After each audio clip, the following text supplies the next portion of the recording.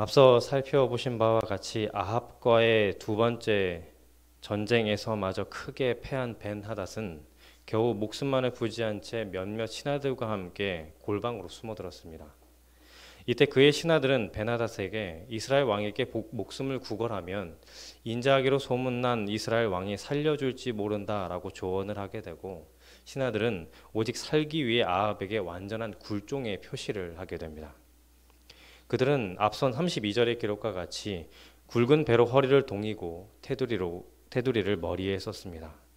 여기서 굵은 배를 허리에 동였다라는 것은 슬픔의 표시이며, 테두리를 머리에 썼다는 것은 밧줄을 목에 감고 스스로 포로가 되었음을 의미합니다.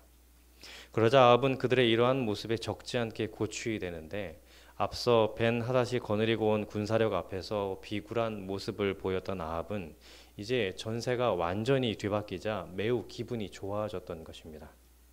그리고는 조금 전까지만 하더라도 칼을 겨누며 싸웠던 벤하닷을 이제는 내 형제라고 부르기까지 합니다. 그러자 이 기회를 놓치지 않았던 신하들은 아합 왕과 벤하닷을 대면하게 하고, 아합 왕은 마음씨 좋게 인자하다고 소문한 그 말 그대로 벤하닷을 자신의 병거로 끌어올려 벤하닷이 자신과 대등한 위치에 있음을 알려주었습니다. 뜻밖의 목숨을 부지할 수 있게 된 벤하닷은 아합에게 자신의 아버지가 빼앗은 성읍들을 돌려주고 다메섹에 아합을 위한 거리를 만들어 주겠노라 약조했고, 아합은 그의 말을 듣고 그를 놓아주었습니다. 물론 이러한 아합의 태도는 승자가 패자에게 베풀 수 있는 관용이었습니다. 그러나 이 일로 인해서 하나님께서는 전쟁의 주관자이신 하나님께는 묻지도 않고 조약을 맺은 아합에게 즉각 선지자를 보내어 책망하시고 곧 심판이 선고됩니다. 먼저 오늘 본문을 보시면 하나님께서는 아합에게 선지자를 보내어 심판의 소식을 전하기 전에 선지자의 상징적인 행동을 통해서 아합에게 요구한 것이 다름이 아닌 순종이었다라는 것을 알리고, 그가 행한 불순종의 대가가 죽음임을 알려주십니다. 본문 35절과 36절에 이렇게 기록되어 있습니다. 선지자의 무리 중 한 사람이 여호와의 말씀을 그의 친구에게 이르되 너는 나를 치라 하였더니 그 사람이 치기를 싫어하는지라.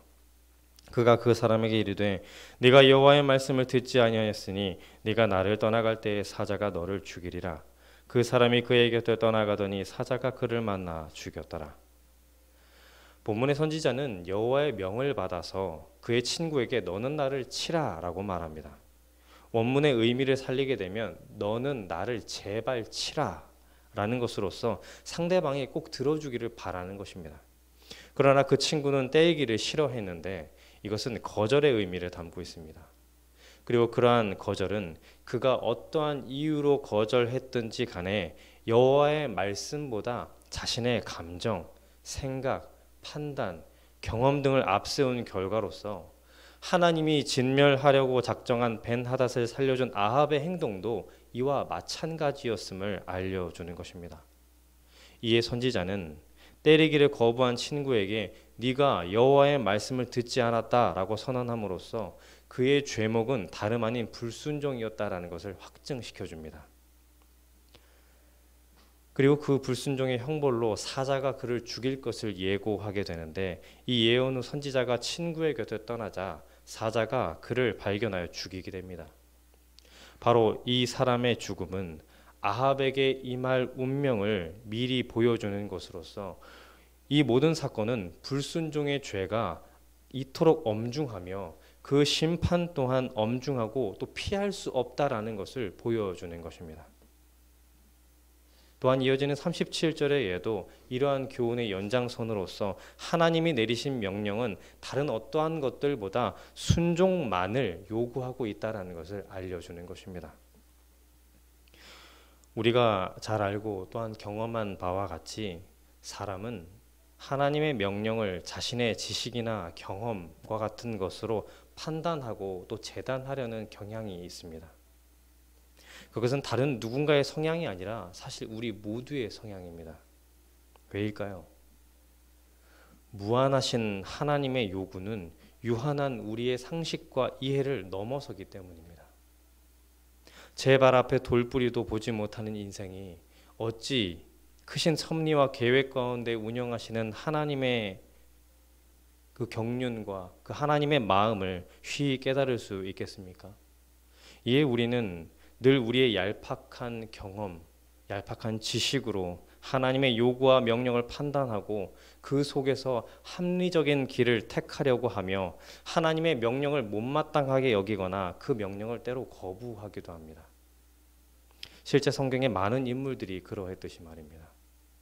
요나와 같이 니느웨로 가서 심판을 전하라는 하나님의 명령이 마음에 들지 않아 다시스로 향하고, 이사야를 통해 친히 하나님께 징조를 구하라는 명령을 받았음에도 자신은 하나님을 시험하지 않겠노라 라고 말하는 아하스 왕과 같이 말입니다. 부정한 짐승을 보여주며 잡아먹으라고 3번이나 말씀하시지만 베드로 역시 자신의 뜻을 앞세워서 그 명령을 거절합니다. 이들 모두 하나님의 명령에 불복을 하는 데에는 자신들만의 적정한 이유가 있으며 그 이유를 하나님의 명령보다 더 우위에 두었습니다. 그러나 오늘 본문에서 선지자의 행동을 통해 아합에게 엄중히 전하시는 이 하나님의 속내를 보며 우리는 깨달을 수 있습니다. 나의 감정, 나의 기준보다 중요한 것은 하나님의 명령에 따른 철저한 준행이라는 것입니다. 이미 하나님의 명령은 그 속에 하나님의 주권적인 계획과 판단하에 이루어지며 이미 그 안에 사람이 담아낼 수 없는 하나님의 공의와 인애가 들어가 있습니다. 이에 당신의 말씀을 맡은 백성들의 할 일은 그 말씀을 재단하고 판단하는 것에 있지 않고 말씀을 맡은 자의 순종과 준행에 있다라는 것을 우리에게 알려주는 것입니다. 이제 이어지는 본문에서 하나님의 선지자는 이 메시지를 전하기 위해 동료로부터 얻은 상처로 머리에 붕대를 감고 아합을 기다리고 있습니다. 아합이 오자 선지자는 아합에게 자신에게 닥친 한 이야기를 들려주게 됩니다. 마치 나단 선지자나 드고아 여인이 다윗에게 할 말을 효과적으로 전했던 그 방법처럼 말입니다. 선지자는 말하기를 자신이 전장에 나갔는데 어떤 사람이 포로를 하나 끌고 와서 그 포로를 지키고 있으라고 부탁했다라고 말합니다. 또한 만일 지키지 못하면 자신의 목숨을 내놓던지 거액의 돈을 내놓아야 했다라고 말합니다. 그런데 그가 자기 볼일을 보다가 그만 그 사람을 놓치고 말하는데 이 경우에 어떻게 하면 좋겠습니까? 라고 묻습니다. 그러자 그 이야기를 들은 아합은 본문 40절 하반절에 이렇게 대답합니다. 그에게 이르되 네가 스스로 결정하였으니 그대로 당하여야 하리라. 그러자 선지자는 자신이 두르고 있었던 붕대를 풀고 아합에게 자신의 정체를 밝히면서 포로를 지키지 못한 그 사람이 바로 아합임을 지적합니다. 아합의 행위는 승자가 패자에게 보여줄 수 있는 여유와 관용이었겠지만 하나님의 편에서 보면 하나님의 명령을 정면으로 거스르는 불신앙이었다라는 것을 알려주는 것입니다. 사실 아합은 자신이 왜 전쟁을 치러야 하는지 전혀 모르고 있었습니다. 아람과의 2번에 걸친 전쟁에서 완전히 승리한 아합은 그저 승리의 기쁨에 취해 있었을 뿐입니다. 그 전쟁이 어떠한 의미를 지니고 있는지, 그 전쟁을 통해서 자신이 깊이 생각해 봐야 하는 것이 무엇인지를 전혀 모르고 또 아무런 감각이 없었습니다. 하나님의 개입하심으로 승리를 얻은 아합은 그저 하나님의 승리를 마치 자신의 승리인 것으로 중간에서 도둑질하고 있었을 뿐이었습니다. 하나님께 돌려드려야 할 전쟁이었음에도 그는 자신의 능력과 지략으로 승리한 것처럼 하나님을 대적했던 벤하닷을 마치 자기 마음대로 풀어주었습니다. 바로 이것이 아합의 행동에 대해서 하나님께서 책망하신 이유였습니다. 오직 하나님만이 이스라엘의 구원자이시며 통치자이심을 드러내고자 하신 전쟁이었고, 그래서 아합 왕을 비롯한 이스라엘 백성들이 하나님께로 돌이킬 수 있는 기회를 위해 허락하신 전쟁이었는데 말입니다. 그러나 아합은 그저 자신이 구원자인 것처럼 행동했습니다. 앞서 겸손히 선지자의 말을 귀담아 들었던 모습은 이제는 온데간데 없었습니다. 그리고 열왕기 저자는 이러한 아합이 하나님으로부터 책망을 들었을 때에 그가 보여주었던 모습을 43절에 이렇게 기록하고 있습니다. 오늘 보면 43절을 함께 다시 한번 봉독해 보도록 하겠습니다. 함께 합니다. 이스라엘 왕이 근심하고 답답하여 그의 왕궁으로 돌아가려고 사마리아에 이르니라.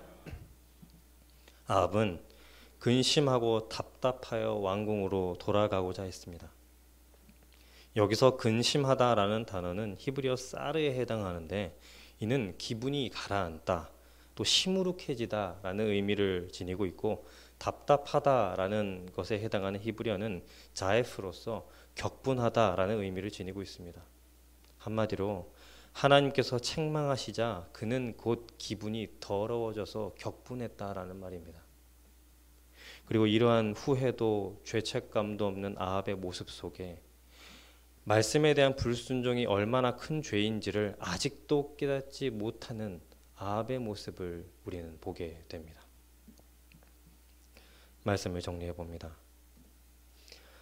아합이 아람과의 전쟁에서 승리한 뒤에 오히려 가장 어리석은 자로 전락하여서 비참한 종말을 맞이할 수밖에 없었던 것은 그가 끝까지 하나님의 말씀을 순종하지 못함으로, 즉 다시 말해 하나님을 제대로 경외하지 못했기 때문입니다. 그러나 잠언의 말씀과 같이 백성의 참된 지혜는 다른 무엇이 아닌 하나님을 경외할 줄 아는 것입니다. 뿐만 아니라 참된 지혜는 범사에 하나님을 인정하는 것, 하나님과 하나님의 말씀이 나보다 먼저임을 인정하는 것입니다. 범사에라는 말은 우리 삶의 모든 영역이라는 의미도 있지만 그 의미에 끝까지라는 의미도 담고 있습니다. 우리의 생명에 대해서 주님께서 우리의 삶을 결산하시는 그날까지 우리는 하나님의 말씀을 먼저 인정하고 나보다 앞세워 두며 하나님의 주권을 인정하는 지혜만을 사모하며 살아가야 된다라는 것입니다. 그것이 주님의 백성이 해야 할 일입니다. 사랑하는 성도 여러분, 오늘 본문에서 또한 성경에서 볼 수 있듯이 많은 선지자들이 하나님의 말씀을 전합니다. 그들은 앞으로 일어날 하나님의 심판의 말씀과 또 오늘 그들이 행해야 할 하나님의 백성으로서의 도리와 같은 맡겨진 하나님의 말씀을 전했습니다. 이에 생각해 보면 오늘날 우리는 당시의 선지자들, 예언자들과 동일한 점이 있습니다. 무엇일까요? 비록 우리는 앞날을 예견하지는 못하지만 오늘 우리 역시 동일하게 하나님의 말씀을 맡은 자들이다라는 것입니다. 이것은 동일합니다. 그렇다면 필요한 것이 있습니다. 맡은 그 말씀에 대한 순종, 맡은 말씀에 대한 충성이 바로 그것입니다. 나의 경험과 나의 생각으로 그 말씀을 재단하지 아니하고 오직 허락된 온전한 말씀 앞에서의 한 걸음의 순종이 필요한 것입니다. 고린도전서의 고백과 같이 그리스도의 일꾼이요 맡은 자들에게 구할 것은 오직 충성입니다. 바라기는 오늘 우리의 하루 가운데에 이러한 말씀에 따른 온전한 순종의 걸음, 충성된 걸음이 있기를 소원해 보는 것입니다.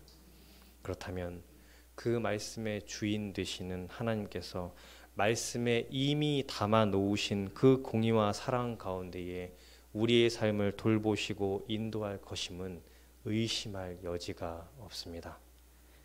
아무쪼록 주어진 삶에서 이러한 말씀에 대한 순종의 은혜가 있는 저와 여러분 되시기를 간절히 기원합니다. 기도하겠습니다. 주님, 스스로 지혜 있다 하나 우리의 삶의 주인이신 하나님을 보지 못해 가장 어리석은 삶을 사는 저희들이 되지 않도록 불쌍히 여겨 주옵소서.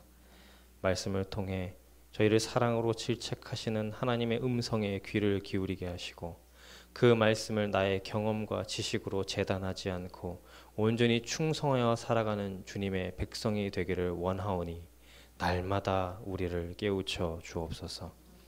범사에 하나님을 인정하고 여호와 하나님을 경외하며 사는 것이 성도의 참된 지혜임을 알게 하시고 하나님의 말씀을 맡은 오늘을 귀히 여기는 지혜자로 살게 하여 주옵소서. 오늘도 새벽을 깨워 이 자리에 나온 모든 걸음이 있사오니 긍휼히 여기시사 아버지께서 베풀고자 하시는 복을 주시고 주어진 삶 속에서 주님의 돌보심으로 살아가게 하옵소서. 감사드리며 이 모든 말씀 예수 그리스도의 이름으로 기도하옵나이다. 아멘.